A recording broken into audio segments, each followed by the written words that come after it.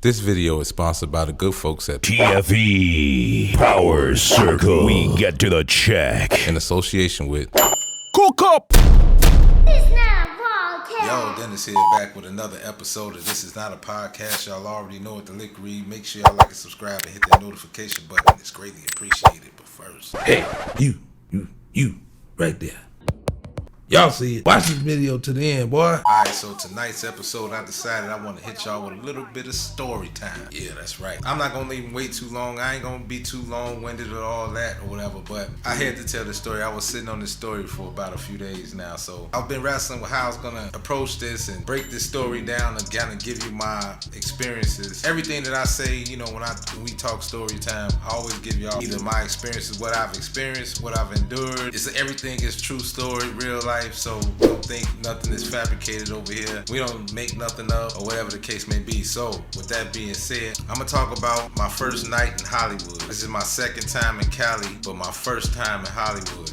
It was a Friday afternoon going into the evening. At this time, like I said, this was my second time going to Cali. Now, when most people going to Cali and you in tourist mode, we often get caught up in the allure and the illusion that Los Angeles brings, because you got record labels, you got all sorts of media outlets, you seeing celebrities, you seeing like all types of different things going on. In Hollywood, it's like one of those unwritten traditions where everybody that visits California has to make a pit stop in Hollywood. And what do we go do? We just want to see those stars on the ground. We want to see the Walk of Fame. We want to see the Wax Museum and all these different landmarks that we know about Hollywood that we want to see. Not to mention, when we think of Hollywood, we think of movies. We think of entertainment, period. And from my perspective, I always want to do movies, as you know now. Going to a place like this is almost like the Mecca. So this is going to the Mecca when it comes to film and entertainment. In my experience, so you know, my eyes is like this.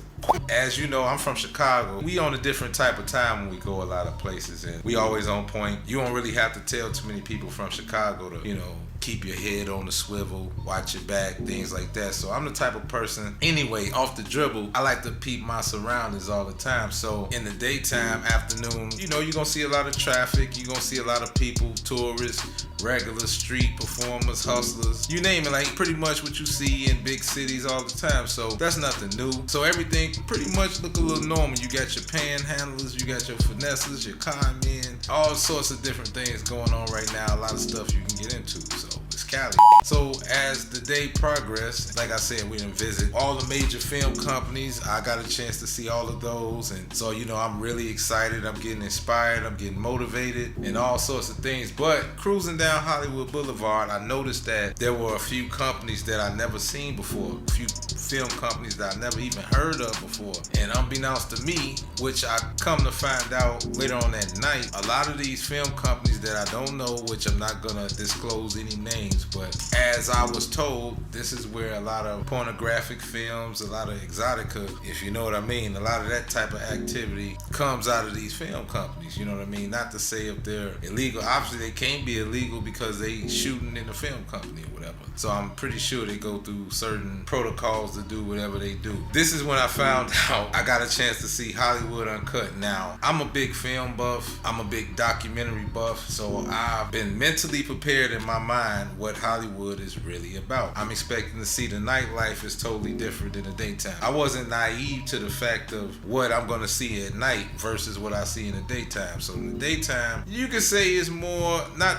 I guess you could say as close to kid friendly as it can be. Like if tourists come, you got kids, you got different families, different ethnic backgrounds, different people from all over the world goes to Hollywood to go check it out, just to, you know, soak up the vibe, soak up everything, dream a little bit, because LA is definitely a dreamy place. If it's your first time, you will get caught up in all of that, because you got people that come from all over the country, all over the world, aspiring artists of different kinds, whether it's music, film, painting, whatever your art form is, whatever your gift is, you want to be in California. You want to go to Hollywood. You want to just, with the hopes of getting discovered, with the hopes of networking with somebody and all of that type of stuff. So that's pretty much the norm. So there's nothing I can tell you as far as that. But I got so many I've compiled a nice amount of California stories that I'm going to start sharing with you guys and getting all these joints off, because because obviously I got a lot of archives and I got a lot of stories to tell, and I can kind of combine all of this and clear my hard drive. So here it goes. Now, I told y'all the whole long version of the daytime experience of going to Hollywood. Let's get to the night part. Later on this evening, we go back to where we were staying. We wasn't staying in Hollywood, but just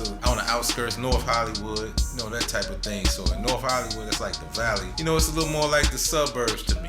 We got a Airbnb out there. I don't think they was calling them Airbnbs out there. We ended up getting a spot out there. We decided that we were gonna go to a few nightclubs and we was gonna go back to Hollywood that night. Before I get into this story, shouts out to Playhouse, by the way. And I'm gonna kind of explain this night as easy and as quick as I can, because I don't want to make this story like one of those 20-30 minute type of vibes. So we want to just kind of get to the chase. So I'm gonna go ahead, break it all the way down as if I like to rap with y'all like I talk to the homies. So this is how I like to break the story down. So we go back to the Airbnb. I'm gonna just say Airbnb because I'm not sure if it was an Airbnb then, but we rented out a spot that we were staying at for a few days. And so that night we decided to go to the club. Now I'm not really a club type of person, but being with everybody, gotta go with the flow. So we ended up going anyway. On our way back to Hollywood, we wanted to go to Playhouse because at the time, known DJ, which y'all know, DJ Drama was actually DJing that night. I'm gonna do some name dropping. As a matter of fact, one of the biggest name droppers there is, no disrespect, but he's known for name dropping. My boy, The Game, was there that night. A few Lakers players who probably not even Lakers players anymore, former Lakers players. A few of them was in attendance, a couple rappers, that type of thing. Playhouse is pretty known for those type of events at that time, and I'm pretty sure they do the same thing or whatever. First thing I noticed that when we get to Playhouse, the line is wrapped around the building. But luckily for us, just so happened to run into certain people that we know along the way, and we ended up getting in, so we didn't have to wait in that long line. So that was a plus. We didn't stay till maybe it was close to closing time. They getting ready to shut the thing, shut the joint down. We used to like to go to the clubs late, so we were just staying there for about 30 minutes to an hour and then leave, because we don't like to be sitting around in like unfamiliar places. Like even back home, we don't just be sitting in the club, and that's perfect for me. I don't have to sit in a place I don't want to be at. For me, it's all about networking. I'm not here for the same reasons most people go to clubs for.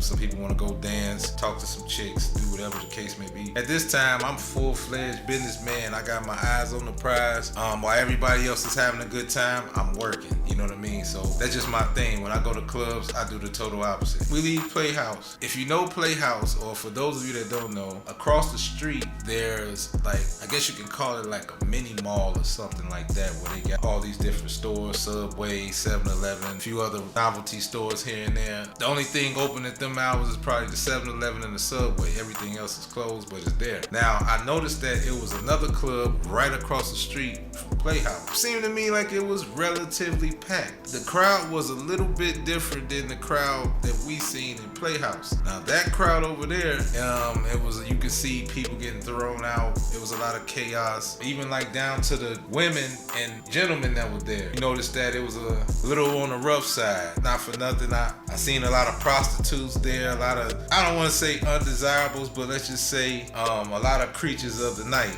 coming out of this place. So you just see security just throwing people out. You hear the chaos that's going on. So we looking over there like, man, let's get on the way from here. It's starting to, Hollywood is starting to Hollywood right now, because it's the wee hours, and you know what happens in the wee hours. It ain't nothing but trouble and people up to no good. So we ended up finding a park in one of those parking garages that they have. Y'all know how it go, where you pay for parking and whatnot. On our way back to the parking spot, we noticed that in one of the side streets there was a club. It didn't have no name on it. Based off the cars that were in the front, you saw nothing but Lamborghinis, Ferraris, Maybachs, like all type of high-end cars just sitting in the front. You see the brothers with the black suits on and the black tie as security, and they just standing there. Now the door looks like almost like a castle door. It looked like it was an exclusive club, like you didn't hear a peep when you walked past, so that's why you never thought it was a club, if you didn't see the security guard there. But when that door opened, you just heard all this Everybody was dressed up, designer clothes, not the clown attire, not the rapper attire. I call like the high-end clothes that the rappers wear and what a lot of the kids go for. I call it like clown attire to me. They had the upscale suits on. You could tell, you know, the real high-end stuff when you see it. You know, I could see money from a mile away. It wasn't nothing but money in there. But it was so exclusive. It wasn't like one of them clubs where everything was just wrapped around the building. But what I noticed is you see like everybody came out quietly and everything was just quiet when you came out the door. The only noise you heard when them doors swing out. So anyway, that's the one thing that caught my attention more so than Club Playhouse. I'm like, you know what? First thing I know, like I said, I'm in business mode. Now, I noticed that when you go to Playhouse, you see all the celebrities, the ball players, rappers, all that type of stuff. And I noticed that they were spending money. But around the corner, you can tell that's where the check writers was dwelling at. Like I could tell, like based off how the vibe was, you could tell the check writers was partying in the cut. So that's another thing that I noticed. This is just off